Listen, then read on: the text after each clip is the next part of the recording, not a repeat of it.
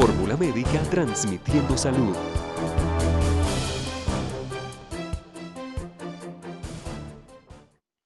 Es un gusto saludar a esta hora al doctor Galo Salvador Utreras, director médico de Novartis Región Andina, y lo hemos invitado porque él es un experto en el tema de la psiquiatría, en psicofarmacología y medicina del cuerpo y la mente. Lo hemos invitado porque se ha venido generando un síndrome entre los colombianos de miedo, de inseguridad y de angustia frente a la posibilidad de adquirir el contagio por COVID-19. Doctor Galo Salvador Utreras, qué gusto tenerlo con nosotros en Fórmula Médica. Muy buenas tardes, saludos Nidia y saludos a los escuchas de este programa. ¿Cuál es el panorama que tiene usted con respecto a los colombianos y ese miedo que se nos ha desarrollado frente al COVID-19? Bueno, primero que nada me encanta que utilices la palabra miedo, porque por ahí hay palabras como paranoia o ansiedad, que son palabras diferentes y de hecho son palabras mayores. Una paranoia, por ejemplo, es un miedo irracional, un sentimiento asociado al delirio y que inclusive está presente en la psicosis, o sea que aquí no hay paranoia. La ansiedad es un miedo sin una razón. Si yo estoy sentado en mi sala o a la medianoche me despierto con palpitaciones, sudor frío y siento que alguien me va a hacer un daño, pero no existe esa situación, pues eso es ansiedad. Estoy poniendo un ejemplo burdo. Aquí hay un miedo real, hay un miedo real presente, está allá afuera. Tú y yo estamos conversando, hemos empezado esta conversación y durante los próximos 45, 50 minutos, alrededor de 10 colombianos se van a morir por COVID. Así de mal están las cifras en este instante. Se están muriendo pues cerca de 300 colombianos por día, y si tú divides para 24 horas, pues ahí está la cifra. Entonces, es un miedo y es un miedo que yo digo de cierta manera es bueno tener. El problema radicaría el momento en que este miedo se podría convertir en una ansiedad que de pronto tenga síntomas de agorafobia, o sea, que la persona no quiera volver a salir a la calle, o que empiece a tener, pues, no sé, ataques de pánico, etcétera, etcétera. Entonces, ahí está la línea delicada, porque en ese instante es bueno tener miedo para cuidarnos y cuidar a la gente, pero hay que saberlo manejar para que esto no se vaya a convertir en un problema de relacionamiento con el entorno. ¿Qué debemos hacer frente a esa situación a la que le tenemos miedo? ¿Cómo enfrentarla? A todo miedo hay que racionalizarlo. Esa es la manera natural de tratarlo. A ver, no hay que tener miedo de tener miedo. El miedo es extremadamente útil. Sin miedo no hubiésemos sobrevivido como especie, sin miedo no hubiésemos logrado llegar a donde hemos llegado. Y de hecho muchas veces es el miedo a quedarnos atrás, el miedo a no generar, el miedo a quedarnos solos, el que nos ha llevado a dar saltos cuánticos, a generar pues ciencia, tecnología, luchar por la vida, tener una pareja, etcétera, etcétera. O sea que el miedo bien manejado está bien. El problema es cuando el miedo pues, se convierte en un freno para nosotros y nos obliga o nos incapacita para seguir adelante, que sería el caso de lo que estamos conversando ahora. Entonces, en este caso, manejar el miedo es racionalizarlo, darnos cuenta de lo que acabo de decir, es un miedo real, hay una situación externa real, la humanidad entera está abocada en una situación que no ha vivido en siglos, y que realmente pues nosotros como generaciones, mira, yo ya tengo mis años y hay gente que pues esto jamás imaginó que iba a pasar. Las imágenes son literalmente dantescas, hay cuerpos en las calles de algunas ciudades, gracias a Dios aquí no ha pasado eso todavía, pero en mi natal Ecuador pasó, mucha gente caía desplomada en las calles y sigue pasando en Quito. Entonces hay que racionalizar el miedo y darse cuenta que es una situación real y que nosotros tenemos la facultad de poder controlarlo, porque no es un virus que se disemina por el medio ambiente sin son ni ton. O sea, está demostrado y se sabe cuáles son las vías, el contacto cómo es y las medidas de precaución que debemos tener. Si nos lavamos la mano permanentemente, si utilizamos una mascarilla permanentemente, si no nos llevamos la mano a la cara, no tenemos por qué contagiarnos. En este momento hay índices preocupantes con respecto a violencia intrafamiliar, agresiones permanentes entre padres e hijos y demás. Cuando empezamos a sentir angustia, ansiedad, miedo, desespero por el confinamiento y demás, ¿qué debemos hacer? ¿Qué tipo de técnicas podríamos empezar a implementar en nuestro pensamiento, en nuestras actividades diarias, para evitar que ese problema, que era un miedo, termine convirtiéndose en algo mucho más grave? Sí, son dos cosas muy importantes. Primero es el control del miedo, como te dije, racionalizarlo, crear conciencia de que está ahí y que uno puede tener control. El ser humano cuando no tiene control de las cosas se desespera. Mejor dicho, cuando no siente que tiene control, porque el ser humano no tiene control de nada. En este instante se nos puede caer al piso y se acabó la conversación. Pero eso es una parte. La otra parte es poder expresar los sentimientos y las emociones. Uno de los problemas más grandes que ha abocado el nuevo milenio y el uso de tanta tecnología es que ya no conversamos.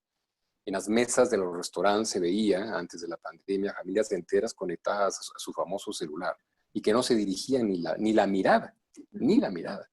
Entonces, esa incapacidad para poderse relacionar, para poder compartir miedos, compartir preguntas, dudas, inquietudes, es la que nos lleva a cada vez estar más dentro de nosotros mismos y empezar a maquinar en el cerebro y empezar a hacernos un video y una novela de muchas cosas y estar permanentemente enojados.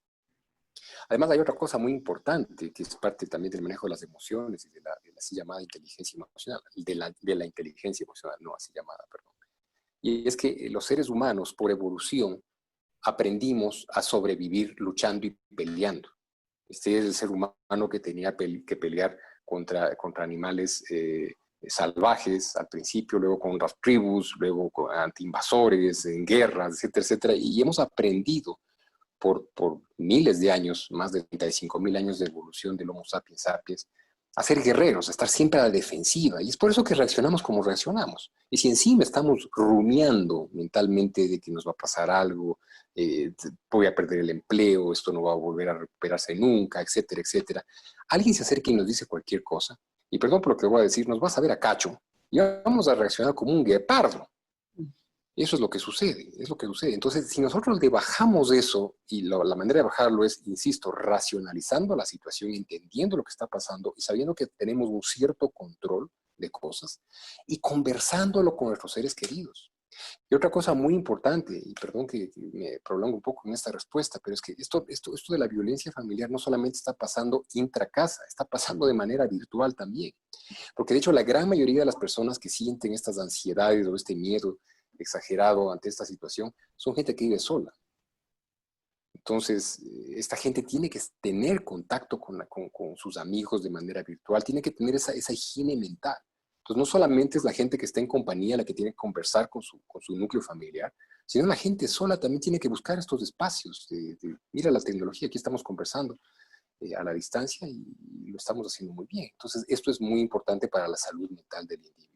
Esto manteniéndolo en un estadio sencillo, ¿no? Porque si la persona empieza a tener ya sintomatología de ansiedad real, sudoraciones, insomnio, trastornos del sueño, trastornos de la alimentación, nerviosismo, ansiedad, etcétera, etcétera, pues toca ver tempranamente ayuda, porque si no esto se puede convertir en un problema grave.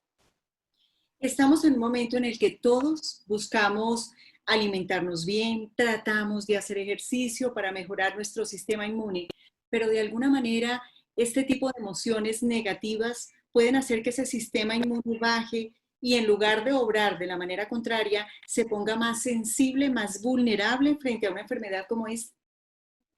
Sin duda alguna. Yo tuve el privilegio de estudiar en Boston, en Harvard, con el doctor Benson.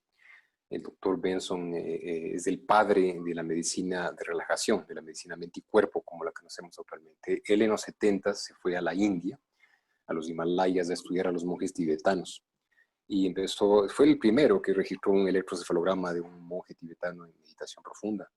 Y él vio cómo cambiaban los patrones y cómo cambiaba el metabolismo de estas personas, no solamente a nivel cerebral, sino también a nivel corporal, viendo un cambio muy favorable en todo lo que es el sistema de supervivencia humano, la frecuencia cardíaca, la respiración, la presión arterial. Fíjate que hemos escuchado en estos días que las personas que tienen riesgo, es más, la alcaldesa muy sabiamente acaba de decir que las personas que tengan diabetes, hipertensión y obesidad se quedan en la casa. Muy sabio, porque efectivamente es un factor muy grande de riesgo. Con la meditación, con la relajación, con la simple respiración concentrativa, que ahora te voy a hacer un ejercicio muy sencillo, si me das tiempo, tú puedes reducir todos estos factores de riesgo, porque vas a tener una presión arterial más baja, vas a tener una frecuencia más baja, vas a estar respirando bien y vas a estar alimentando tu mente. Y se ha visto que una mente sana es sinónimo de una muy buena inmunidad. Creo que todos hemos escuchado casos fantásticos de gente que se ha curado de cánceres solamente cambiando hábitos grandes de vida y sobre todo haciendo respiración y meditación y comiendo sano. Entonces, sí, hay que comer sano, pero hay que ser consciente de que estamos comiendo sano. Hay que decirle al cuerpo que lo estamos alimentando para estar sano. No solamente se trata de comer por comer, porque si yo me estoy comiendo, pues qué sé yo, un bowl de vegetales con quinoa, y algún alimento macrobiótico y estoy pensando en el fin del mundo y que me voy a enfermar, no sirve de nada. Es todo parte de un menú entero, ¿no? Estas nuevas alternativas, este conocimiento de ciencias que hoy en día se implementan como el yoga, como ejercicios de respiración, realmente cómo ayudan a que el cuerpo se sienta mejor y de alguna manera enfrente de una forma distinta esta ansiedad y este miedo. Pues lo que te dije anteriormente es mucho en parte lo que explica esto, ¿no? Tú cuando estás en un estado de relajación consciente, y es importante que sea relajación consciente, porque la relajación inconsciente es cuando ya te quedaste dormido y ahí no pasó nada. Entonces, si tú estás en un estado de relajación consciente, ya sea meditando, respirando o concentrándote en tu cuerpo, en el famoso mindfulness, que es de estar aquí y ahora, tú automáticamente vas a reducir la frecuencia cardíaca, vas a reducir el número de respiraciones por minuto, vas a reducir la frecuencia, perdón, la presión arterial. Esto quiere decir que tú estás modulando las hormonas de la ansiedad y del estrés. Los seres humanos, como te dije anteriormente, venimos de ser grandes supervivientes y luchadores por la vida. Y nuestros ancestros, cuando iban caminando por la selva y de pronto les salía un tigre o un león, automáticamente se les disparaban estos mecanismos de defensa, de salir corriendo o de pelear a muerte. Las glándulas suprarrenales lanzan pues gran cantidad de corticoides y adrenalina. Esto se convierte en una sopa que va al cerebro y que prepara al ser humano, al cuerpo y a la mente a eso, o a salir corriendo o a pelear hasta morir. Ese proceso que tú tienes cuando enfrentas al tigre o al león es el mismo proceso que tú tienes cuando te enfrentas a un miedo o a una persona que te agrede o que tú piensas que te agrede o ves una situación fea en la calle. En realidad el cuerpo no logra diferenciar, que ahí no hay ningún tigre, que no se te va a costar la vida en esto, pero si hay una persona que te alza el volumen de la voz o ves, qué sé yo, un deambulante en la noche y te asustas y te preocupas, el cuerpo va a sentir exactamente lo mismo que si viniese un tigre. Imagínate el daño enorme que sufre el cerebro, las suprarrenales en ese instante. Entonces, el poder respirar, el poder concentrarte en el aquí y la ahora, el poder identificar y racionalizar lo que estás viviendo, eso es lo que te va a dar la capacidad de decir, un momentito, esto lo tengo bajo control, esto yo lo puedo controlar, no va a pasar nada, voy a hacer esto, lo otro, o voy a dejar de hacer esto, lo otro, y ya. Entonces el cuerpo automáticamente se pone en este estado, digamos, zen, y por eso es que baja todo lo que te acabo de decir, frecuencia respiratoria, cardíaca, presión arterial. Pero más allá de eso, lo que hemos visto es que logramos aquietar la mente. La mente está permanentemente pensando en cosas. Igual, por ejemplo, muy lindo, que lo saqué de una charla de mindfulness de John Kabat-Zinn, que es el que acuñó el término de mindfulness en los Estados Unidos. Y es que cuando tú sales al campo con tu familia, y tú llevas a tus hijos a ver una puesta de sol en el campo, pues ustedes van a estar sentados todos viendo la puesta del sol y los niños van a estar viendo los prados, las montañas, el sol como cae, los pajaritos, las nubes, van a estar concentrados en la puesta de sol. Mientras que tú vas a estar viendo eso, pero en tu mente va a estar la deuda, la llamada que tienes que hacer, la entrevista de las 6 de la mañana, ahora que vamos a cenar, ¿a dónde vas? Entonces, ahí está el tema, ¿no? Mindfulness, como su nombre lo dice en inglés, mente llena, es eso, es llenarse del momento presente. Yo en este instante me estoy disfrutando esta conversación contigo, como si fuese la última conversación de mi vida. Porque quién sabe si a lo mejor es así. Entonces, qué rico podernos conocer, qué rico poder interactuar. Y así debería ser en todo. Cuando estoy en la ducha bañándome en las mañanas, sentir el agua en la piel, los aromas del jabón, del shampoo. Cuando nos vestimos, sentir la presión de la ropa. Cuando comemos los sabores de los alimentos. Eso es mindfulness. Y eso alimenta nuestra paz interior y sube nuestras defensas. Pero siempre estamos pensando 5, 10, 15 minutos, una hora más adelante.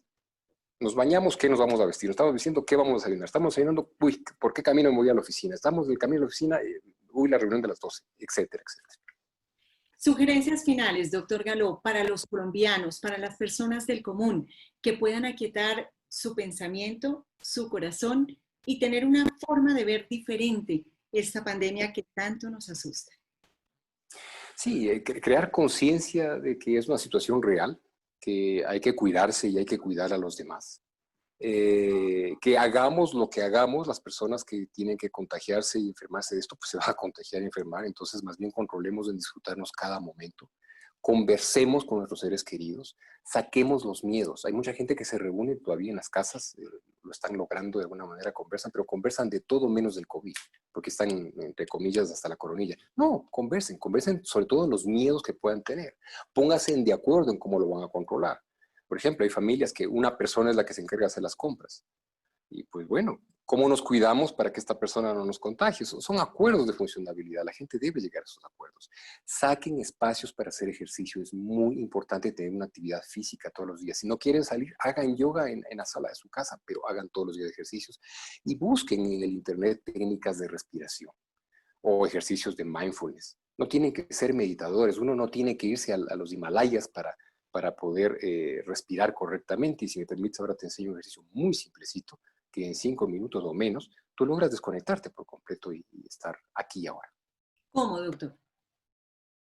Pues bueno, lo primero es buscar un espacio cómodo, como por ejemplo la silla donde estamos. Entonces lo que recomiendo es que asientes bien, la espalda al espaldar, que estés lo más derecha posible, que los pies estén asentados en una superficie o como quiera estar más cómoda, sentada sobre las piernas, lo que sea, pero que esté el tórax y las piernas relajadas, que pongas tus brazos sobre las piernas, una posición cómoda para ti, pueden estar las manos encima de las piernas o las manos dobladas así, y que imagines que un cable jala tu cabeza hacia arriba como traccionando la columna, de manera que estés derecho mientras sueltas los hombros y te relajas. Sueltas tu cuerpo. Luego, a continuación, te sugiero que cierres los ojos y empieces a inhalar profundamente, despacio, y exhales profundamente, despacio. Vamos a seguir haciendo esto, contando 5 veces cada vez que inhalamos, despacio. 1, 2, 3, 4, 5. Y contando hasta 8 despacio mientras exhalamos. 1, 2, 3, 4, 5, 6, 7, 8. Y vamos a seguir con este ejercicio de inhalar despacio y exhalar despacio, pero vamos a llevar nuestra atención a la respiración, a cómo el aire va ingresando por nuestras fosas nasales y va expandiendo nuestro tórax, a cómo el aire después va saliendo del tórax por la nariz o por la boca hacia afuera.